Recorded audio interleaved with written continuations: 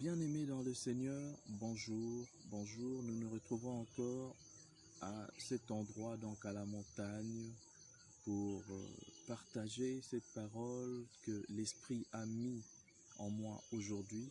Je bénis Dieu pour ce moment que je passe à la montagne et chaque fois que je viens ici, je renouvelle en moi au fait ces forces que l'Éternel Dieu met en tout un chacun de ses serviteurs. Et je vous demanderai aussi, je vous suggérerai aussi de passer un peu de temps à la montagne chaque semaine, de disposer au moins d'un jour pour passer ces temps merveilleux dans la présence du Seigneur.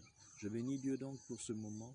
Toi qui as l'occasion de me suivre en ce moment, n'importe où là où tu es, je prie pour que cette parole vienne à point nommé pour toi et que cela puisse te fortifier. Donc je serai bilingue pour aujourd'hui parce que beaucoup des frères et sœurs ont demandé à ce que je puisse aussi expliciter ce que je dis dans notre langue, la langue la plus parlée ici en République démocratique du Congo, donc le Lingala. Alors là où tu es, je te demanderai de baisser ta tête, et pour ceux-là qui sont dans un lieu plus favorable, par exemple en chambre ou bien au bureau, de pouvoir vraiment prendre ce moment pour prier et écouter ce que j'ai à vous dire. Éternel Dieu Père très saint, nous te bénissons pour ce moment merveilleux que tu veux passer avec nous, en nous enseignant ta parole. Dis-nous des choses que nous ne connaissons pas, révèle-nous des choses pour que nous puissions les appliquer dans nos vies, et dispose nos cœurs pour que nous puissions écouter ta parole. Au nom de Jésus. Je disais donc tout à l'heure que je bénis Dieu pour ce beau cadre naturel. Donc on n'a pas besoin des lumières ou d'ajouter des lumières, mais c'est la lumière divine elle-même qui nous aide au fait à pouvoir réaliser cette vidéo dans des meilleures conditions. Et la nature, quoi de plus merveilleux pour être en communion parfaite avec le Créateur. Et aujourd'hui, je veux partager avec vous une parole que vous connaissez déjà dans la Bible, mais j'aimerais titrer cette exhortation « Marcher avec Dieu ». Marcher avec Dieu, ou alors autrement aussi comme sous-thème « Demeurer dans la volonté de Dieu ». Chers frères et sœurs, il est très important pour nous, enfants de Dieu, serviteurs de Dieu, de savoir demeurer dans la présence de Dieu, dans sa volonté. Demeurer dans la présence de Dieu ne veut pas dire se retirer à tout moment comme maintenant, par exemple être à l'écart, non. Dans notre vie de tous les jours, dans nos activités, nous pouvons aussi demeurer dans la présence de Dieu.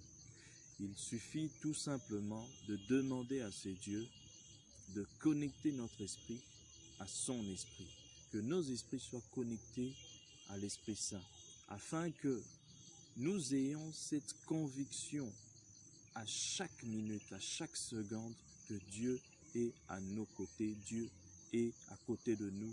Il nous observe, il nous regarde, il marche avec nous et il nous suit pas à pas. La parole de Dieu dit dans Proverbe 16 au verset 7, « Quand l'Éternel approuve les voies d'un homme, il dispose favorablement à son égard, même ses ennemis. » Et c'est pour cela que je voudrais aujourd'hui encourager une personne de savoir demeurer dans la volonté de Dieu. Lorsque nous demeurons dans la volonté de Dieu, tout ce que nous faisons doit normalement réussir. Je dis bien tout, à l'exception de rien. Tout simplement parce que lorsque nous sommes dans la volonté parfaite de Dieu, Dieu dispose favorablement même ceux-là qui ne nous sont pas favorables, c'est-à-dire nos ennemis. C'est pourquoi il est très important de savoir que lorsque nous voulons faire quelque chose, que ce soit une décision à prendre ou même un choix à faire dans la vie, nous devons toujours nous référer à ce Dieu. Nous devons toujours demander à Dieu sa volonté. Nous devons toujours demander à Dieu ce qu'il pense de ce que nous voulons poser comme acte, de ce que nous voulons prendre comme décision. Tout simplement parce que celui qui marche avec Dieu n'échoue jamais. Et tel que la Bible le dit, même ceux-là qui ne nous sont pas favorables, nous serons favorables lorsque nous aurons été approuvés par Dieu. Mais combien de fois dans notre vie, nous prenons des décisions sans même consulter ce Dieu? Des décisions de foi qui engagent toute notre vie. Mais nous faisons, donc nous ne prêtons même pas attention à ce Dieu. Vous savez, je vais vous dire quelque chose qui va peut-être vous étonner. Lorsqu'on est habitué à se soumettre à la volonté de Dieu, même certaines choses que vous prenez pour acquis deviennent tout simplement des grâces. Celui qui a l'habitude de se confier en Dieu ne prend pas sa vie en vain. Le simple fait de se réveiller le matin, pour quelqu'un qui a l'habitude de se confier en l'Éternel, est un privilège. C'est un privilège, c'est une grâce. N'est-ce pas, les hommes disent que dormir et se réveiller n'est pas une habitude. Mais si des hommes qui ne craignent même pas Dieu disent ces choses, mais à combien plus forte raison nous qui croyons en Dieu, nous qui le servons? J'aimerais attirer ton attention pour que tu commences à considérer certaines choses que tu prends pour acquis dans ta vie, que tu commences à considérer ces choses comme des grâces. Le simple fait de vivre, de respirer, de venir ici dans ce beau cadre à la montagne n'est pas le fait d'un hasard. Ce n'est pas parce que j'ai décidé tout simplement de marcher et puis de venir ici. La preuve en est que sur la même route que j'ai eu à prendre, peut-être il y a d'autres qui ont pris cette route, mais qui ont connu aussi des accidents. Il y a une chanson que j'aime bien. J'aime aussi l'auteur-compositeur de cette chanson, c'est un pasteur, le pasteur Moïse. Mais je n'aime pas la façon dont les gens comprennent cette parole-là de cette chanson. Lorsqu'il dit, il y en a qui sont allés à la montagne, qui ont imploré Dieu, qui ont invoqué Dieu, mais Dieu ne les a pas écoutés. Tandis que moi, je n'ai fait que lever mes mains et Dieu m'a écouté. J'aimerais attirer l'attention d'une personne ce matin.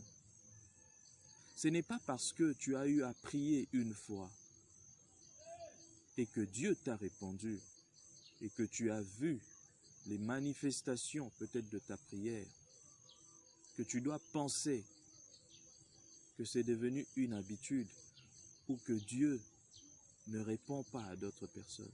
À toi aussi qui as l'habitude peut-être de venir à la montagne, qui as l'habitude de te mettre à l'écart pour prier ce Dieu, pour implorer ce Dieu, pour l'invoquer, et peut-être tu ne vois pas l'exaucement, les réalisations.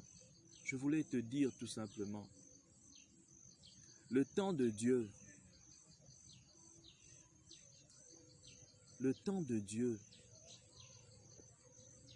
on ne le force pas. Dieu est souverain. Il nous répond comme il veut. On ne force pas Dieu dans sa façon de nous répondre. On ne force pas Dieu pour exaucer nos prières. Mais nous devons savoir que la plupart même de nos prières que nous faisons monter vers Dieu ne sont peut-être pas le reflet de sa volonté. C'est pourquoi ce matin, tout justement, marcher avec Dieu, mais demeurer dans sa volonté, c'est ça qui devrait être normalement notre prière. Chaque matin, lorsque je me lève le matin, ou même la nuit avant de dormir, je dois toujours prier Dieu pour qu'il me révèle sa volonté, pour qu'il me dise qu'est-ce que je dois faire, comment je dois marcher. Même la prière, même ce que je dois demander à Dieu doit être le reflet de sa volonté. Parce que si nous ne prions pas selon la volonté de Dieu, si nous ne marchons pas dans la volonté de Dieu, nous serons toujours déçus. Nous dirons toujours que j'ai tant prié, j'ai beau prier, j'ai crié, je suis allé à la montagne, j'ai jeûné, mais je n'ai rien vu. Tout simplement parce que certaines des choses que nous demandons à Dieu ne sont pas dans sa volonté. Il arrive parfois que Dieu puisse nous répondre aussi, puisse exaucer certaines prières qui ne sont pas peut-être dans sa volonté, tout simplement parce qu'il nous aime. Il voit la façon dont nous avons prié, la façon dont nous nous sommes débattus. Et il nous répond. Mais c'est une volonté permissive. Il permet seulement, mais ce n'est pas sa volonté parfaite. Ma prière aujourd'hui, c'est que tu puisses commencer à prier, mais selon la volonté de Dieu. Et pour prier selon la volonté de Dieu, tu dois lire la Bible. Tel que disent les latins, c'est là où les Romains s'empoignèrent.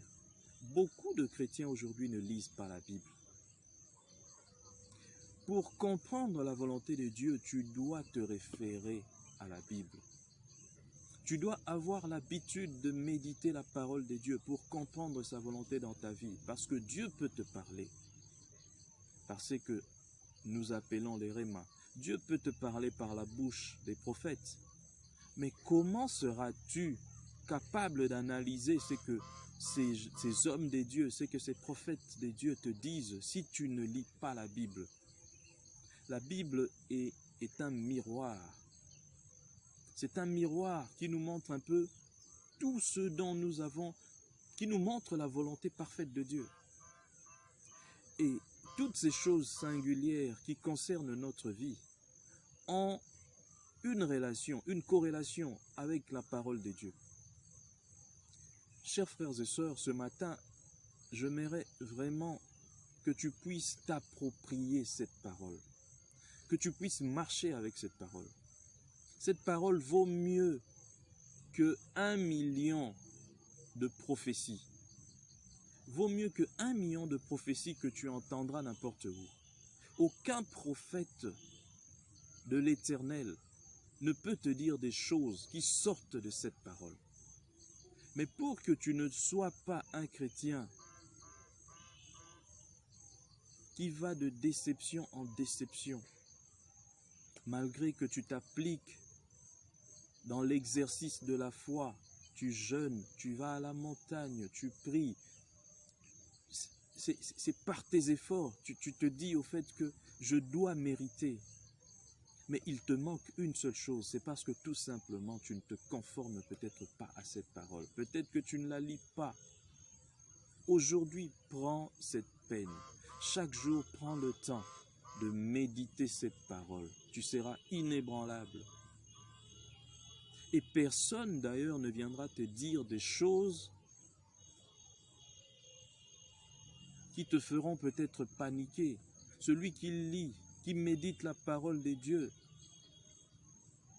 vaut plus que tout. Il n'y a aucune parole qu'on ne peut te dire qui peut te faire paniquer. Parce que le Seigneur Jésus lui-même a répondu au diable par la parole. Et toi, tu te sers de quelle parole? De la parole de ton prophète, de la parole de ton pasteur. Ton pasteur et ton prophète se servent eux aussi de la parole de Dieu. Applique-toi à cette parole pour que tu sois inébranlable. Je bénis Dieu pour ce moment au fait que j'ai passé avec vous. Que le Seigneur vous bénisse, qu'il vous aide à grandir dans la foi. Et grandir dans la foi, c'est s'appliquer à cette parole. Nous baissons nos têtes et nous prions ce matin. Père éternel, Dieu Tout-Puissant, je bénis ce moment que tu as passé avec nous. Merci pour tout ce que tu as été avec nous. Merci, cher Saint-Esprit, d'avoir été avec nous. Merci de m'avoir prêté les paroles pour que je puisse parler à ton peuple. Bénis, Seigneur, tout un chacun de ceux qui ont écouté cette parole. Rends-la, Seigneur, vivante dans leur vie. Au nom de Jésus. Amen.